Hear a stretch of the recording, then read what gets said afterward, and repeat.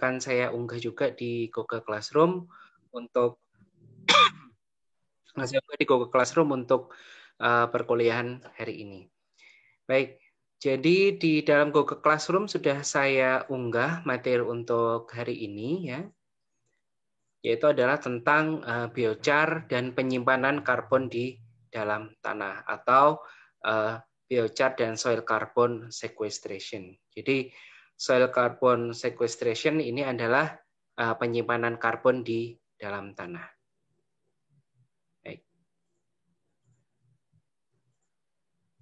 Ya.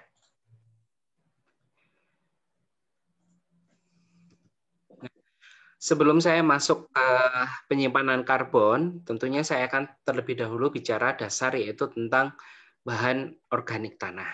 Ya, sekali sedikit mengulang mungkin bagi saudara-saudara yang pernah mengambil mata kuliah biologi tanah maupun yang belum pernah mempelajari tentang bahan organik tanah ya. Jadi saya sedikit mengulas di sini sebagai dasar. Ya. Jadi bahan organik tanah atau yang disingkat BOT ya, merupakan salah satu komponen tanah yang sangat penting bagi ekosistem tanah. Nah, kenapa bahan organik tanah ini penting? Karena bahan organik tanah merupakan sumber ya dan pengikat unsur hara dan juga sebagai substrat bagi mikroba tanah. Nah, dalam analoginya saya bisa katakan bahwa bahan organik tanah ini seperti sumber makanan di dalam tanah. Untuk siapa? Untuk tanaman dan juga untuk mikroorganisme yang ada di dalam tanah. Sehingga bahan organik tanah ini seringkali diasosiasikan ya atau dikaitkan dengan kesuburan tanah. Jadi tanah-tanah yang subur itu pasti memiliki kandungan bahan organik tanah yang tinggi. Oleh karena itu, salah satu upaya untuk mempertahankan kesuburan tanah adalah dengan mempertahankan bahan organik tanah. Nah, itu jadi konsep awalnya dipahami ya bahwa kesuburan tanah itu sangat berkaitan erat dengan bahan organik tanah.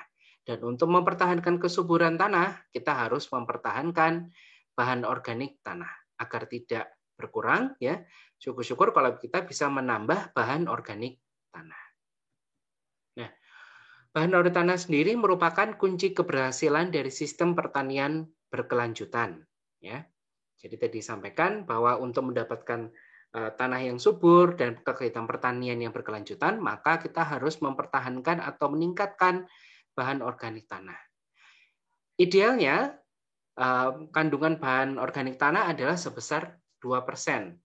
Akan tetapi dalam kenyataannya lahan-lahan pertanian itu memiliki kandungan bahan organik yang rendah, umumnya kurang dari 2%. Jadi ketika lahan hutan dibuka menjadi lahan pertanian, yang bahan organiknya tinggi tadi di lahan hutan, dia akan mengalami proses dekomposisi atau penguraian, ya, sehingga kandungannya menjadi menurun. Nah, kenapa di lahan pertanian itu bahan organik tanahnya hanya mencapai 2%? Dalam aktivitas pertanian itu kan termasuk intensif. Pengolahannya, kemudian rotasi tanamannya juga sangat intensif.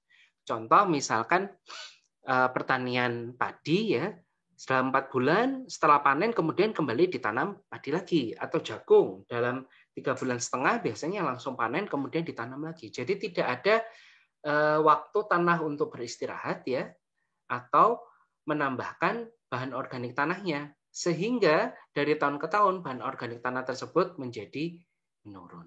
Nah, beberapa fungsi penting bahan organik tanah ya, diantaranya pertama tadi saya sampaikan seperti sumber makanan ya, adalah penyedia unsur hara bagi tanaman melalui proses dekomposisi dan mineralisasi. Apa bedanya dekomposisi dan mineralisasi? Dekomposisi adalah proses penguraian bahan organik menjadi senyawa-senyawa yang mengandung unsur hara yang diperlukan oleh tanaman. Proses mineralisasi adalah pelapukan mineral-mineral di dalam tanah ya, sehingga menghasilkan unsur hara yang diperlukan oleh tanaman. Jadi pembedanya, dekomposisi itu penguraian dari bahan organik, mineralisasi, penguraian dari mineral tanah. Dua proses ini yang menghasilkan unsur hara di dalam tanah. Nah, fungsi kedua dari bahan organik tanah adalah pemacu aktivitas organisme tanah. Nah, di dalam tanah ada namanya mikroorganisme ya. Ini adalah sebagai pekerja di dalam tanah ya, yang bertindak atau berlaku sebagai pengurai tadi. Nah, supaya proses penguraiannya dapat berjalan dengan baik, maka dia memerlukan sumber energi. Nah, ini fungsinya dari bahan organik tanah tadi sebagai sumber energi untuk aktivitas mikroorganisme tanah. Nah, fungsi yang ketiga dari bahan organik adalah sebagai pengikat unsur beracun yang ada pada tanah masam. Pada tanah-tanah masam, yaitu pada tanah pH rendah di bawah 6, ya, itu banyak kandungan logam. Salah satunya adalah aluminium dan besi, Fe. Nah, bahan organik tanah ini tadi dapat mengikat unsur-unsur beracun tadi, ya, sehingga ketika ditanami, dia tidak akan meracuni tanaman. Nah, ini adalah 3 fungsi bahan organik tanah yang penting terkait dengan kegiatan pertanian. Nah, kalau kita lihat dari tipenya, ya, ada 2 tipe bahan organik tanah. Yang pertama adalah bahan organik tanah mudah dilapuk atau labil, ya. Ini sangat mudah mengalami proses penguraian atau pelapukan. Dan yang kedua adalah bahan organik tanah yang sukar dilapuk atau sukar diurai. Ya. Jadi 2 tipe dari bahan organik tanah ini. Nah, kenapa kita perlu mengetahui 2 tipe ini? Karena tadi ingat tujuannya adalah mempertahankan bahan organik atau justru meningkatkan bahan organik. Nah, kalau kita memberikan bahan organik tanah yang mudah dilapuk tadi, ya, yang tipe pertama ini, yang mudah dilapuk, tentunya bahan organik tanah tadi tidak akan mampu bertahan lama di dalam tanah. Sehingga dalam waktu 1 atau 2 tahun mungkin malah sudah hilang semua ini tadi. Nah, sehingga untuk mempertahankan atau meningkatkan bahan organik tanah, kita cenderung untuk lebih pada tipe yang kedua. Nah, ini nanti di soil carbon sequestration itu nanti adalah terkait yang kedua ini. Bahan organik tanah sukar dilapuk. Salah satunya nanti adalah biochar. Ya. Baik. Nah, saya yang tipe yang pertama dulu ya, yaitu bahan organik tanah yang mudah dilapuk. Ya. Dia itu mudah dilapuk karena memiliki struktur senyawa yang memang mudah mengalami pelapukan. Nah, seperti senyawa karbohidrat, asam amino, peptida, gula amino, dan juga lipid. Nah, ini kalau ada bahan organik tanah yang memiliki banyak kandungan senyawa-senyawa ini, maka dia mudah mengalami proses pelapukan. Nah, kemudian ada juga yang sedikit sulit untuk diurai, sedikit sulit ya, tetap mudah didekomposisi, tapi sedikit sulit itu kalau bahan-bahan organiknya mengandung lignin, ya, ada resin dan hemiselulosa. Nah, oleh karena itu contohnya bahan yang pertama ini misalkan adalah jerami padi, ya. Itu kalau ditinggalkan saja di permukaan tanah kemudian ditinggal dalam waktu 1 bulan mungkin jerami padinya sudah terurai. Nah, yang kedua bahan yang agak lambat dikomposisi ini contohnya adalah misalkan batang pohon, karena batang pohon itu mengandung resin maupun lignin. Nah, batang pohon itu membutuhkan waktu yang agak lama untuk didekomposisi. Ya. Dan yang ketiga adalah bahan metabolisme dari mikroorganisme. Nah, ini seperti ekskresi maupun sekresi dari mikroorganisme. Ini termasuk bahan organik tanah yang mudah dilapuk atau mudah mengalami proses penguraian. Nah, tipe yang kedua ya, itu adalah bahan organik tanah yang sukar dilapuk. Nah, ini mohon maaf saya salah ya. Di sini harusnya lebih dari 1 tahun, maaf. Ini bukan kurang dari, ini lebih dari 1 tahun. Ya. Jadi bahan organik tanah yang sukar di Lapu ini ya, dia waktu pengurangan itu lebih dari 1 tahun ya. Bahkan sampai ada yang mencapai 50 tahun di sini. Nah, pada beberapa jenis bahan organik tanah tertentu, dia bahkan dapat ditinggal di dalam tanah hingga ribuan tahun. Nah, biochar itu posisinya di antara dua tipe ini. Karena biochar atau arang ya, kalau saudara tinggal di dalam tanah ya, dia akan membutuhkan waktu yang lama sehingga arang itu nanti dapat terdekomposisi. Biasanya lebih dari 10 tahun baru dia dapat mengalami proses dekomposisi. Ya. Nah, setelah saya tadi menyampaikan tipe-tipe dari bahan organik ya, sekarang saya ingin menyampaikan sedikit tentang transformasi karbon. Nah, kenapa perlu memahami transformasi karbon ini? Karena kaitannya, jangan lupa, biochar itu adalah tinggi akan karbon aromatik. Ya. Pada materi sifat dan karakteristik biochar, saya sampaikan bahwa penciri biochar adalah memiliki kandungan karbon aromatik yang tinggi. Nah, sehingga kita mempelajari sedikit ini tentang transformasi karbon. Baik. Nah, terkait dengan siklus karbon ya, di dalam transformasi karbon ini, sebagian besar karbon di muka bumi ini dalam bentuk terikat, baik dalam batuan induk maupun karbon fosil. Ya.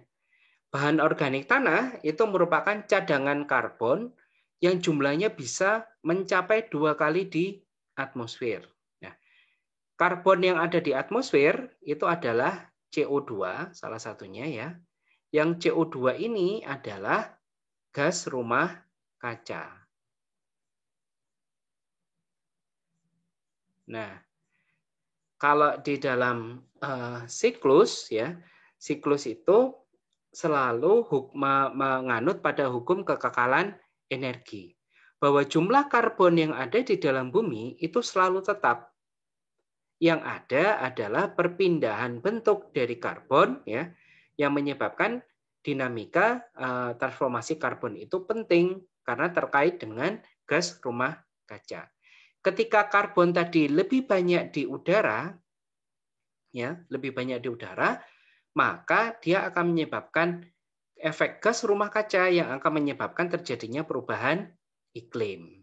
Nah, itu yang saya sampaikan kaitannya dengan perkuliahan sebelumnya terkait dengan mitigasi perubahan iklim. Nah, ternyata tanah itu mampu menyimpan karbon hampir 2 kali jumlahnya di udara. Sehingga kalau kita bisa menyimpan karbon itu banyak di dalam tanah, akan sedikit karbon di atmosfer ya di udara sehingga dapat mengurangi efek dari gas rumah kaca itu sendiri.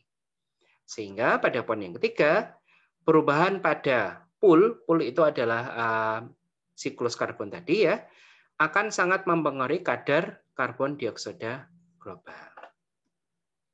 Nah, jadi ini contohnya ya siklus karbon di sini. Karbon itu ada di mana-mana, ada di dalam tanaman, ada di dalam tanah, ya, ada juga di dalam hewan. Nah, tanaman seperti manusia itu mengeluarkan respirasi karena menghasilkan CO2. Nah, CO2 di atmosfer ini tentunya akan digunakan dalam proses fotosintesis. Nah, yang panah ini adalah proses fotosintesis. Nah, proses fotosintesis ya itu adalah mengubah CO2 ya, kemudian hasil dari fotosintesis adalah oksigen O2 dan juga berupa energi ataupun biomasa tanaman. Nah, di dalam siklus karbon ini ya, fotosintesis menyebabkan asimilasi CO2 di atmosfer ya, yang diimbangi oleh dekomposisi sisa tanaman dan seresah dan bahan organik tanah. Nah, kalau tanaman ini tadi sudah dipanen, maka misalkan contohnya tanaman pertanian ya, setelah dipanen dia akan dikembalikan lagi ke dalam tanah sehingga karbonnya tadi akan berada di dalam tanah. Nah, ketika karbon itu berada di dalam tanah, itu dapat mengalami hilang karena tercuci, ya. dia dapat mengalami reaksi tanah sehingga dilepaskan lagi ke udara, ya. Itulah yang menyebabkan kenapa siklus karbon ini penting. Karena kan tadi kita akan meningkatkan karbon di dalam tanah, mengurangi kehilangan karbon yang keluar ke atmosfer. Nah, 50% karbon organik di dalam tanah ini berada dalam bentuk aromatik. Nah, di sini kata kuncinya tadi ya, bentuk aromatik ini adalah yang terkait dengan biochar tadi.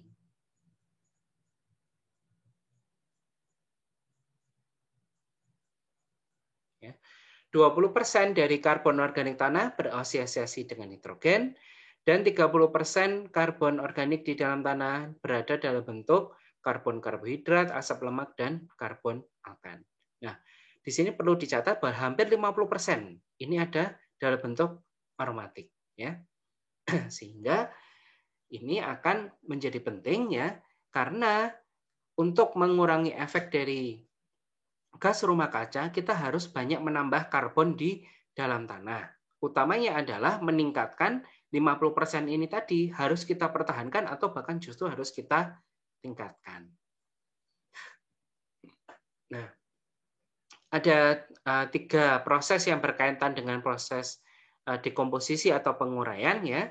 Yang pertama adalah pencucian, yang kedua adalah katabolisme, dan yang ketiga adalah pelumatan. Proses katabolisme dan pelumatan ini adalah terkait dengan mikroorganisme tanah. Yang pertama ini terkait dengan bagaimana karbon itu mampu tercuci oleh air tanah.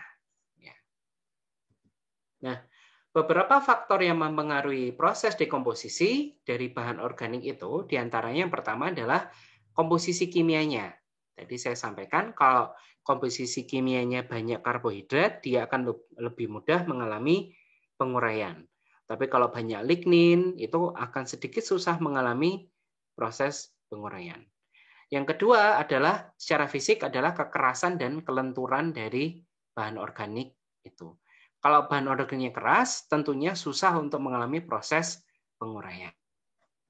Nah, faktor lain adalah kondisi lingkungan, ya, curah hujan dan kelembapan.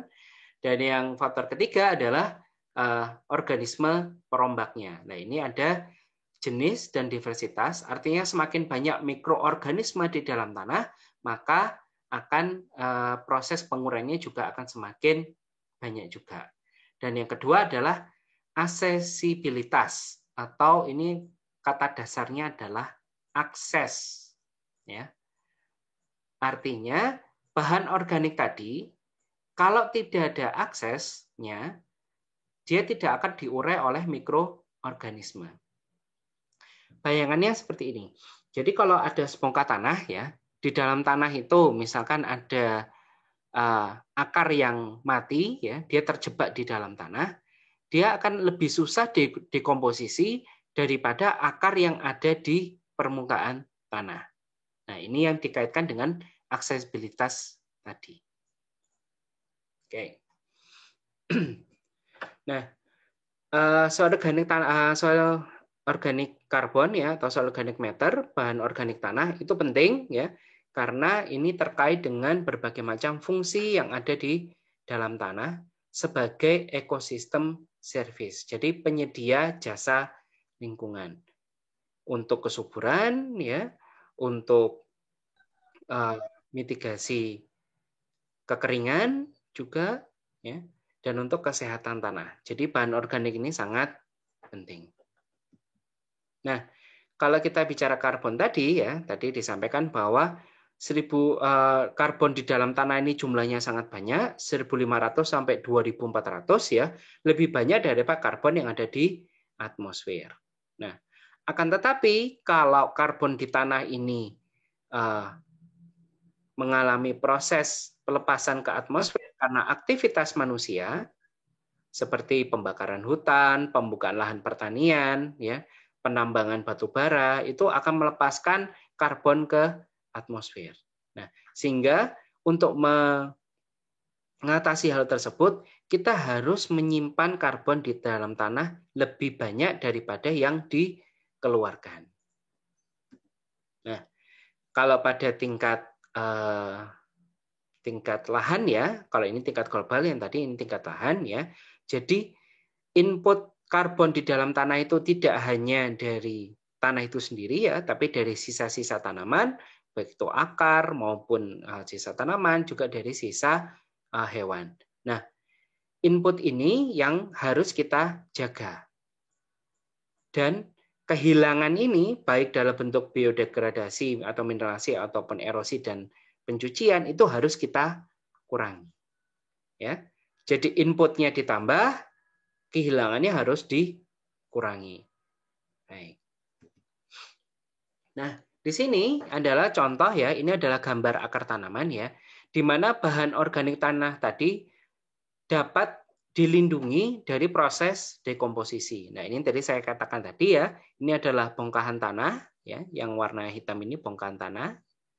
Kemudian ada akar tanaman yang masuk ke bongkahan tanah tersebut. Nah, ketika nanti tanamannya mati ya, maka akar tanaman tadi akan terjebak di dalam. Nah, kalau akar tanaman ini terjebak di dalam, dia akan susah mengalami proses dekomposisi. Nah, kenapa saya sampaikan ini? Karena ini adalah termasuk yang physical protection atau perlindungan secara fisik. Karena biochar, jangan lupa biochar, saya singkat BC ya, biochar. Biochar itu memiliki ruang pori yang sangat tinggi. Pori-porinya banyak. Nah, kalau pori-porinya banyak, otomatis ketika ada akar tanaman tadi akan masuk ke dalam pori-pori biochar. Nah, itulah yang nanti menyebabkan biochar dapat menimbulkan atau menyebabkan perlindungan fisik terhadap bahan organik tanah. Nah, ini salah satu pentingnya di sini, ya.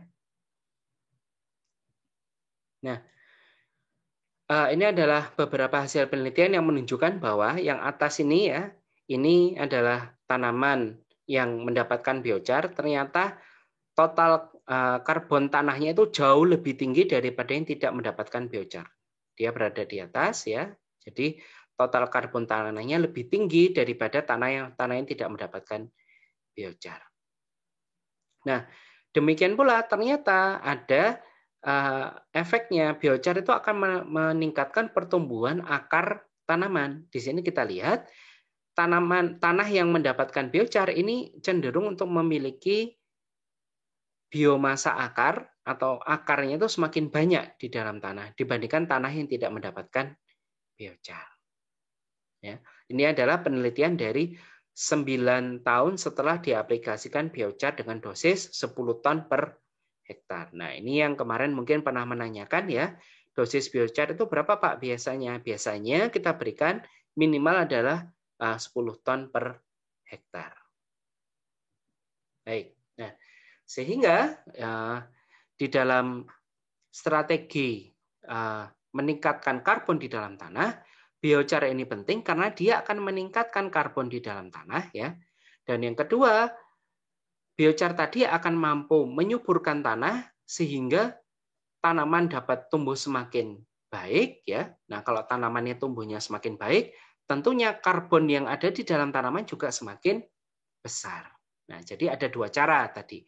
Biochar tadi dapat meningkatkan karbon langsung di dalam tanah, tapi juga secara tidak langsung dia akan memperbaiki sifat tanah sehingga tanaman dapat tumbuh lebih baik ya. Kalau tanamannya tumbuh lebih baik, berarti karbon yang tersimpan di dalam tanaman juga lebih banyak. Nah, itu adalah dua cara bagaimana biochar mampu meningkatkan karbon di dalam tanah. Nah, ini adalah hasil penelitian yang saya lakukan ya. Di sini yang kita lihat ini adalah kedalaman tanah ya. Dari 0 sampai 10 ya. Kemudian 10 sampai 20 dan 20 ke bawah. Nah, biochar ini saya letakkan di bagian 10 sampai 20. Artinya berada di tengah-tengah, tidak di permukaan. Nah, setelah kita lihat di sini ternyata biochar ini mampu meningkatkan ya kandungan total karbon atau total karbon konten itu lebih tinggi pada tanah yang mendapatkan biochar. Dan ini mampu disimpan di dalam tanah ya dalam waktu yang lebih lama. Nah, kalau kita lihat perubahannya di sini lagi-lagi yang kedalaman 10 sampai 20 ya. Jadi kalau kita mau mengaplikasikan biochar itu lebih baik jangan diaplikasikan di permukaan. Jangan hanya ditebar, harus dibajak atau dicangkul lagi ya dan diterapkan di bagian dalam. Karena kita lihat di 10 sampai 20 cm biochar ini meningkatkan karbonnya sangat tinggi sekali. Dari 20 sampai 39% total karbonnya. Nah, ini tadi ya menunjukkan bahwa aplikasi biochar lebih baik jangan dikasih di permukaan, jangan hanya ditebar saja, tapi harus dicangkul atau dibajak kembali sehingga dia masuk ke lapisan tanah bagian dalamnya. Nah, kalau kita kembali ke slide sebelumnya tadi ya, faktor-faktor yang mempengaruhi dekomposisi bahan organik, ternyata biochar ini mempengaruhi komposisi kimia, ya, karena ada karbon aromatiknya tadi, dan secara fisik biochar memiliki kekerasan dan kelenturan yang tinggi dan kelenturan yang rendah, sehingga dia tidak mudah dekomposisi atau diurai. Dan yang kedua, biochar tadi karena banyak ruang porinya, dia mempengaruhi aksesibilitas dari bahan organik tadi, ya, sehingga tidak mudah mengalami proses dekomposisi.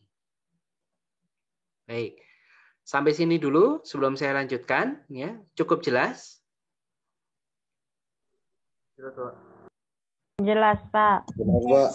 Ya, jika nanti terputus-putus, saya akan unggah materinya setelah perkuliahan ini selesai, langsung saya akan unggah di Google Classroom-nya. Baik, Pak. Saya lanjutkan ya. Nah, Ya, Pak. biochar tadi ya, yang minggu lalu, 2 minggu lalu saya telah berikan bahwa biochar memberikan dampak positif bagi pertumbuhan tanaman. Nah, di sini foto yang kiri ini dengan biochar, jagungnya tumbuh sangat bagus sekali. Yang sebelah kanan itu tanpa biochar, jagungnya tumbuhnya kurang bagus. Nah, demikian juga di dalam tanah. Nah, foto yang sebelah kiri saudara lihat ini sangat gelap sekali. Nah, ini karena kandungan bahan organiknya sangat tinggi. Nah, biochar tadi itu berada di lapisan yang bagian dalam ini tadi. Nah, kalau saudara mungkin di HP kurang begitu jelas ya, tapi kalau saudara buka file presentasinya, bagian tengah ini ternyata lebih gelap daripada bagian yang atas tadi. Nah, tanah yang sebelah kiri, dia tidak ada biochar, itu warnanya terang. Nah, padahal warna gelap tadi adalah mengindikasikan kandungan bahan organik tanah yang tinggi.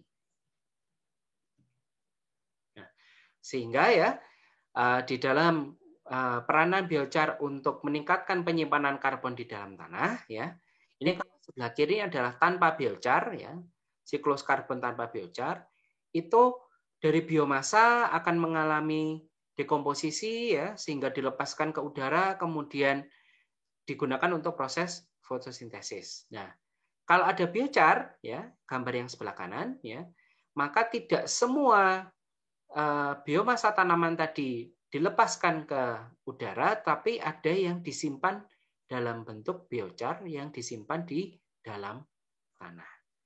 Jadi kehilangan CO2-nya ke udara, atmosfer itu menjadi lebih rendah karena kita mengubah biomasa tadi menjadi biochar dan kita simpan di dalam tanah.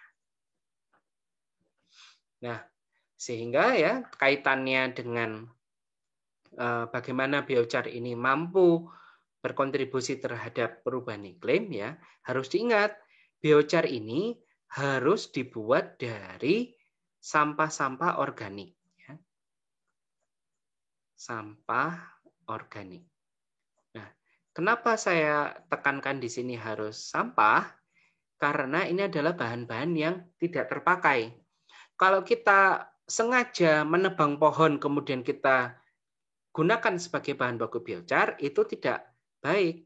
Karena pohon tadi kan sudah menyimpan karbon. Kenapa justru kita tebang kemudian kita ubah? Nah, itu kurang tepat.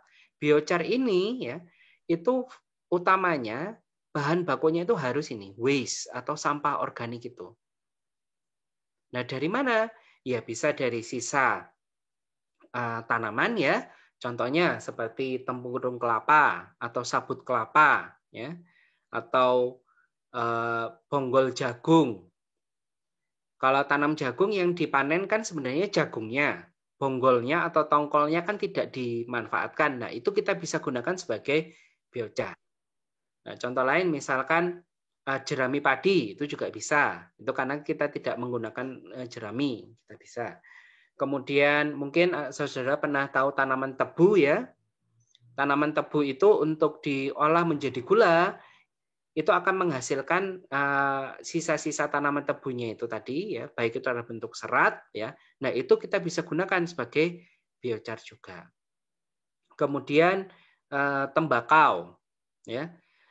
Tembakau itu juga sisa-sisa tembakau dari pabrik rokok itu juga bisa kita gunakan sebagai bahan baku biochar.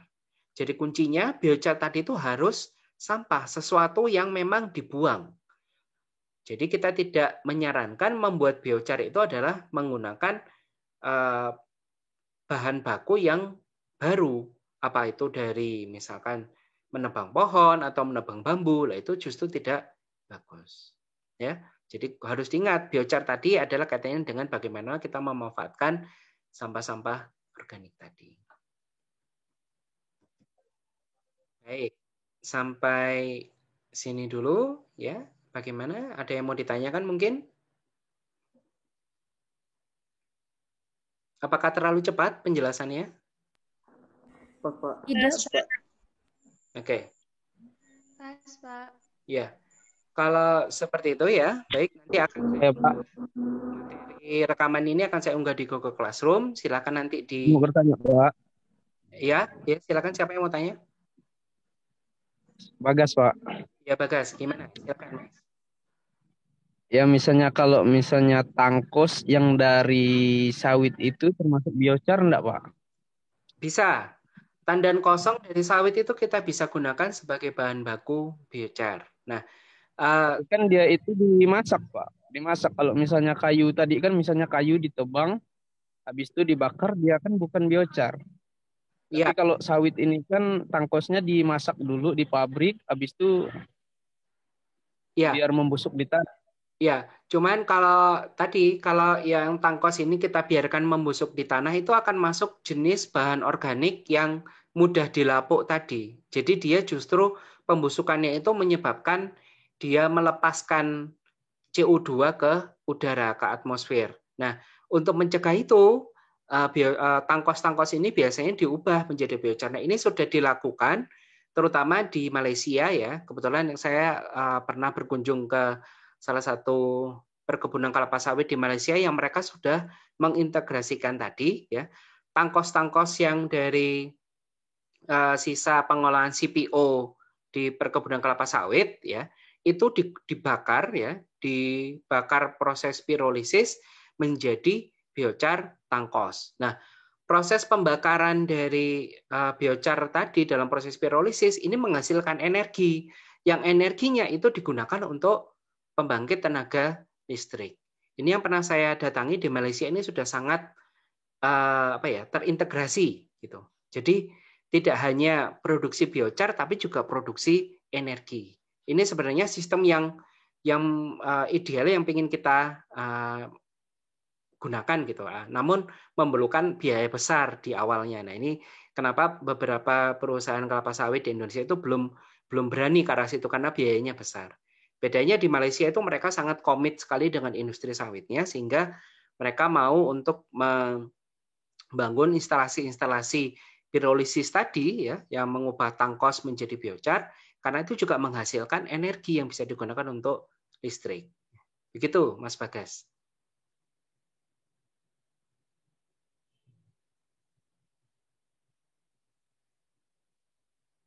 Ya. Iya, makasih, Pak. Ya. Ya, baik. Yang lain mungkin ada yang mau ditanyakan? Saya, Pak. Ya, silakan. Ini sih, Pak, saya mau tanya. Rencana saya mau buat pirolisis. Iya, iya. Kan kalau buat pirolisis itu kan harus seminimal mungkin udara Betul. yang masuk.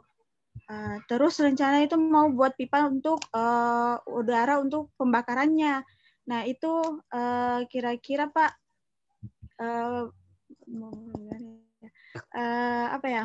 Misalnya kalau misalnya semakin banyak lubang udaranya, apakah itu mempengaruhi kualitas misalnya biochar yang dihasilkan dari pirolisis tersebut? Jadi begini, seminimal mungkin kalau mau membuat biochar itu kan memang dia harus sedikit oksigen yang masuk, ya.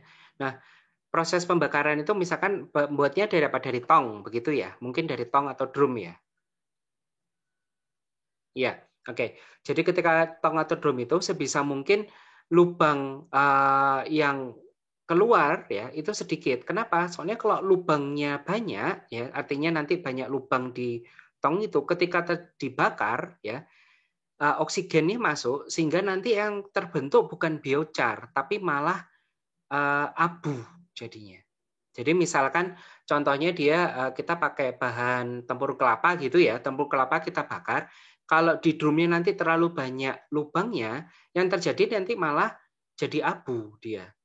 Tempurung kelapanya tidak bentuknya tidak keras ya, tapi malah mudah hancur karena dia menjadi abu. Padahal suhunya mungkin tidak tinggi, jadi suhu pembakarannya tidak tinggi.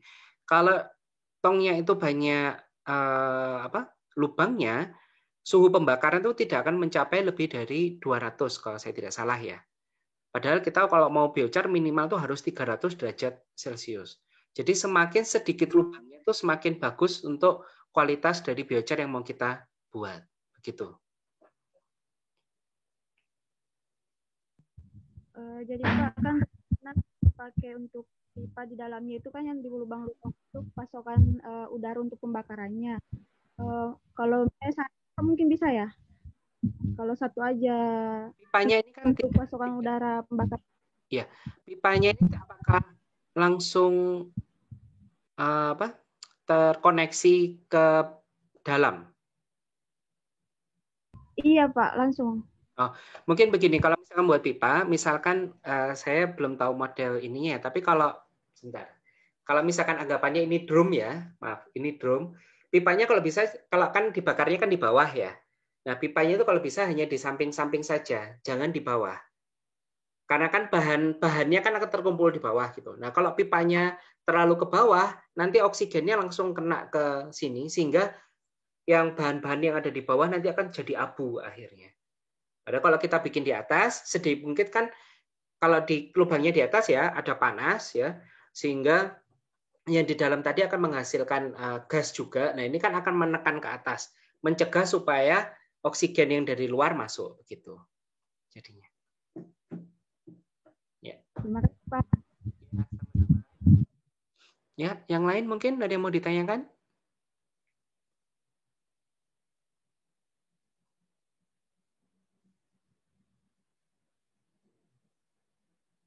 Oke, kalau tidak ada ya, sekali lagi ini akan saya unggah di Google Classroom ya. Nanti akan saya unggah segera di Google Classroom sehingga bagi yang tidak dapat mengikuti kuliah dari awal nanti bisa menonton link videonya. Baik, kita berjumpa lagi nanti hari Kamis ya untuk kuliah berikutnya dan juga nanti minggu depan hari Senin karena hari Kamisnya kita sudah libur ya. Oke. Terima kasih semuanya. Selamat sore, jaga kesehatan selalu ya. Baik, terima kasih. Terima kasih, Pak. Terima kasih.